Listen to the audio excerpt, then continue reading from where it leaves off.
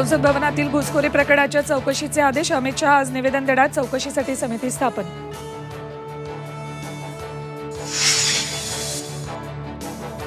गुन्हा केल्यास शिक्षा द्या नाहीतर नोकरी द्या. लातूरच्या अमोल शिंदेच्या वडिलांची प्रतिक्रिया.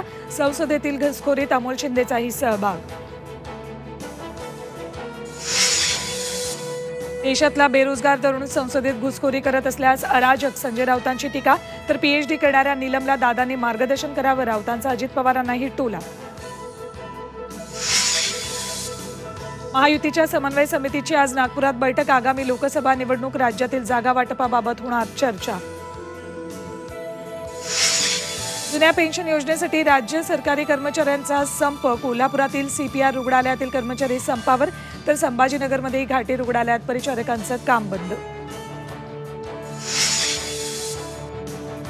आणि आता यूपीआयने 1 लाख रुपयांचे व्यवहार करता येणार. ऑटोमॅटिक पेमेंटसाठी ओटीपीची गरज नाही. आरबीआयकडून ग्राहकांसाठी आनंदाची बातमी.